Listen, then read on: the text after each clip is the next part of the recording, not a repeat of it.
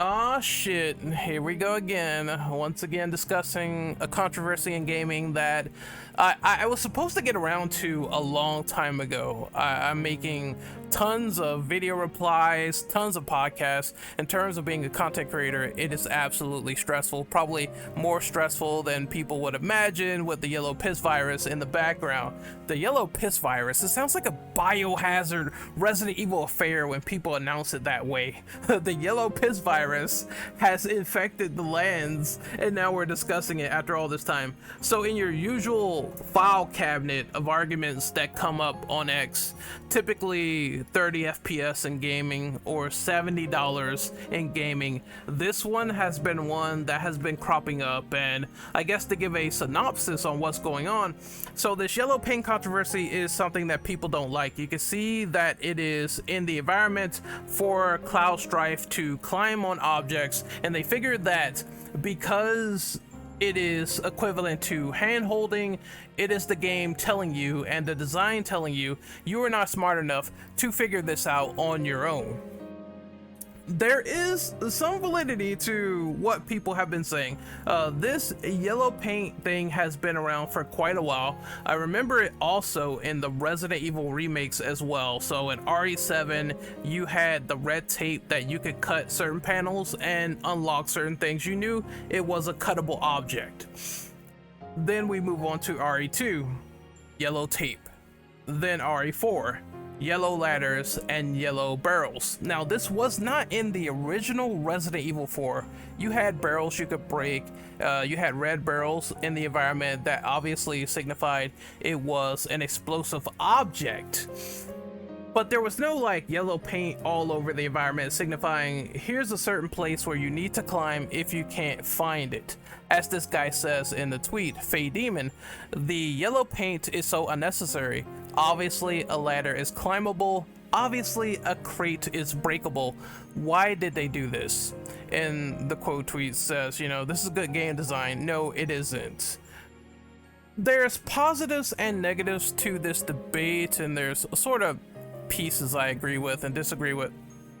Naturally, I'm going to start off with the negative and, you know, why I agree with some of the negative side that are criticizing this. And one thing I agree with is that it is definitely handholdy to a certain extent if you're in a linear environment, and that's going to come up later. That is key. A linear game is pretty much point A to point B anyway.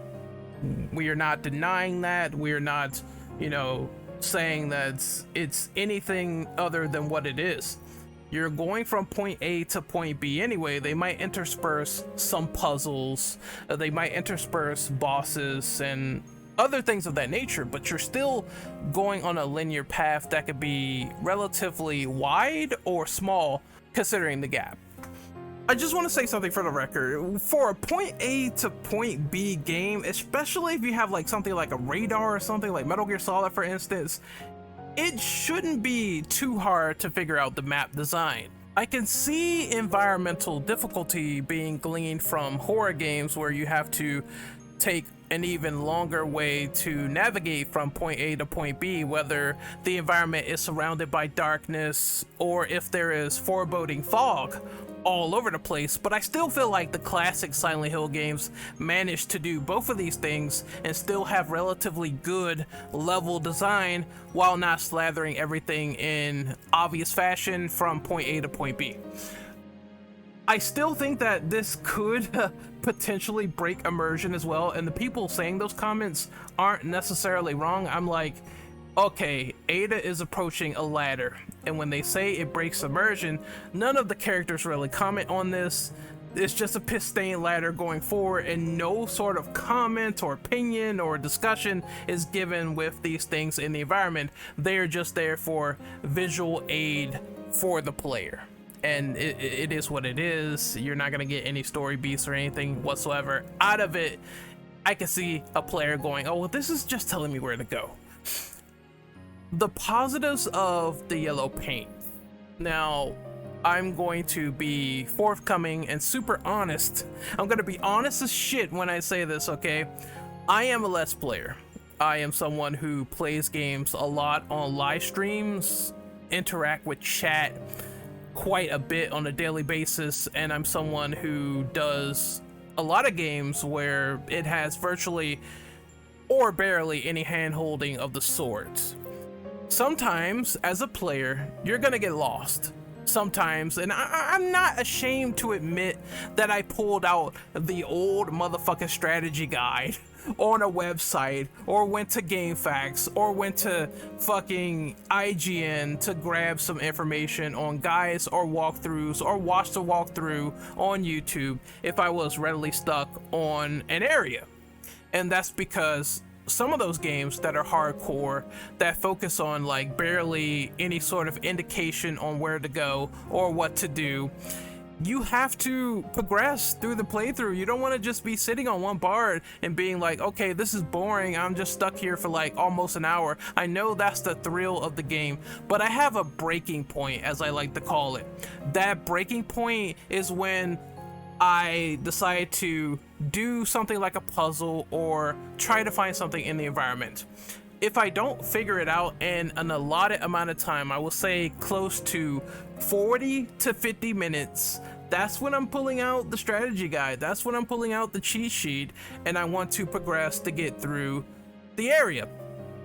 The yellow paint or markers or waypoints, they resolve this issue so you know where to go and you can continue to enjoy the story as you're doing the playthrough, and you're not stuck saying, well, I'm looking for this door and I've been stuck here for like almost 2 to 3 hours and this is boring gameplay. This is not boring to people who probably fuck with you a lot. They could probably bear with it, say, hey, it's okay. But in the back of your mind, as a Let's Player, and I'm a Let's Player, I'm thinking this shit all the time, 24/7. Like, do people really want to watch me stumble and try to find a door that I really don't know where it is? No, and I don't think that's like great content. So if I'm lost, I'm lost, and if I'm lost too much, I will cheat. I'll try to discover it and figure it out on my own. However, whenever the pressure is too much to deal with, that's when the guy comes in, and it's no shame. I mean, clearly gaming before has profited off of us in the past with strategy guides to our games to extend that longevity and understand the cheat sheets and the secrets and the back alleys and the walkthroughs that accommodate for our gaming market. Everyone's gaming level, they figure it out immediately. Other people, not so much. And I think that's the grand thing that we have to talk about for the positives. That's why it's okay for this stuff to be there for those people that just don't want to fumble around for like a whole last hour and get to where they need to go with their destination. Maybe they want to enjoy the story and they don't want to have that frustration. On the casual side, I understand that argument too. If we think about open world games at the same time, you're talking about these big ass, expansive, giant cliff sides, these big ass places where it's like so many areas to roam, maybe dungeons to discover, maybe certain places, nooks and crannies that you need to go to, far off countries for miles on end, maybe on foot, fast traveling. It's a lot of things to take into consideration when you're doing large open world environments. And I think if it's not any indicators on where to go or what to do in a big open world game, then I'm gonna think that's a failure of game design. Where am I going? What am I doing? What destination does this journey have? What are the mission parameters? I think some of the stuff needs to be displayed on screen. There needs to be information conveyed in those games. Otherwise, what am I doing? I'm just waddling around with my dick in my hand, right? I'm just like, it's just like the Godfather one. It's like, I don't want my brother to go in there with his dick in his hand. It's like, I don't want to go into an open world game just with my dick in my hand and not discovering what the fuck is going on with the open world parameters and the markers inside of it. I know it's a very funny statement, but it's real.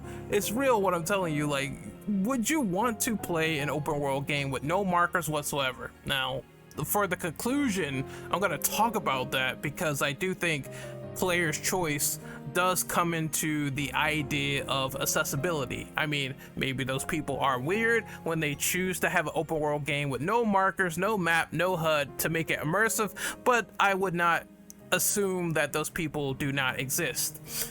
Now, the playtester argument, I don't see many people sort of talking about this, but the actual playtesters have spoken, and I found this little thread on Reset Era. The debate over Resident Evil 4's yellow paint resurfaces as devs explain just how much players really need. Realism is less immersive.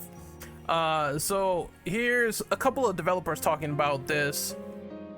And I find this perspective interesting because we're mostly hearing from the gamers, but there's also the developers talking about playtesters and Q&A sessions and what information is gleaned from that, and that's the other side of the equation.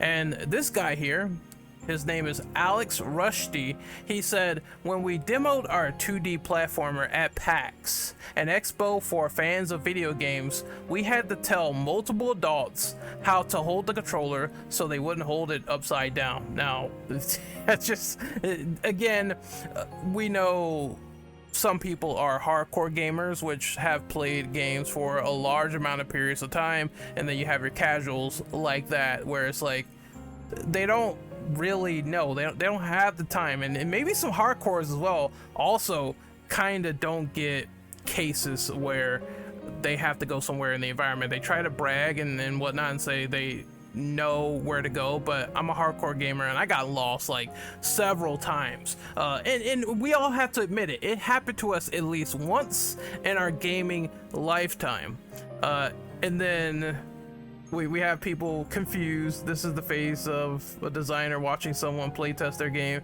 after deciding not to put yellow paint on the ladders, and clearly you see people looking confused. Let's go down. I'm gonna read some of this stuff here. It's like we see people talking about this more. Art directors all wish this guy was correct. This is one of the counterintuitive cases where realism is less immersive. Immersion is not a measure of how realistic the grass looks, it's a measure of how much you are into the flow of the experience. While hot shit art can be a factor, game readability trumps it. The things that break immersion are the things that break your flow in a game, usually because you know what you need to do but can't figure out how to interact with the game to do it. Bringing us back to barrels and ladders, Schubert says, trying to open 30 doors to find one we can go through breaks immersion because of the tedium of experience calls attention to the faults of the simulation. The sprinkle of yellow paint saves Leon Kennedy some valuable time and keeps him focused on the stuff that's actually immersive.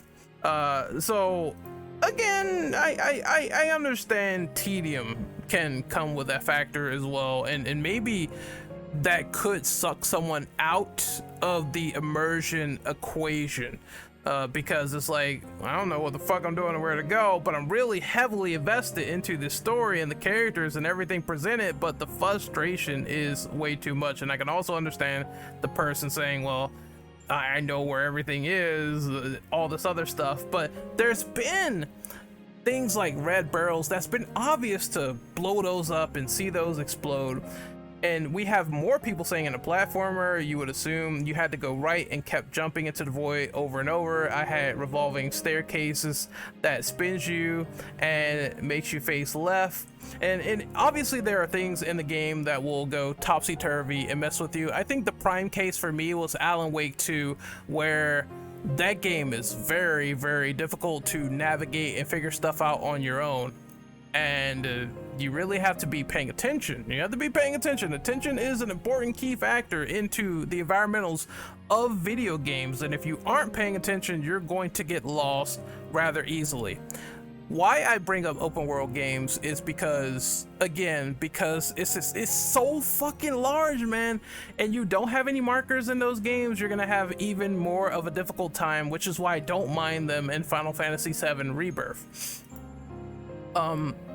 So there's people saying, you know, yellow paint is pretty tame compared to some obnoxious visual cues I've seen, probably like giant arrows or markers, or, you know, I think Ghost of Tsushima did a great job at saying, hey, here's the wind, you could use it whenever you want to go in a particular direction. And I'm also not surprised that there are people during playtests who don't know what they're doing when things are turned off. I do believe, in conclusion, there is a medium where it could be healthy, and the best course of action to say this is accessibility. Accessibility options in terms of cutting things off or on probably will enhance your experience, and it will have the player experience in your control because the world is your oyster. I think that's the best direction to go.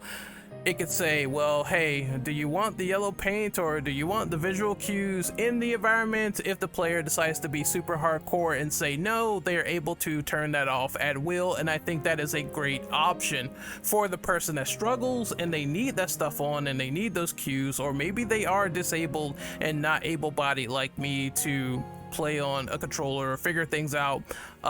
Then those players get the option to say, hey, I could turn this on, turn that off, etc. Once again, I'm going to say it, and I know it's been said to death, stuff like The Last of Us going forward with turning things off and on with accessibility has never been so much better for the player, and you always need that optional healthy medium. So once a game decides to put that in there, then nobody can really complain. All sides are being satisfied and catered to just with the click of a toggle.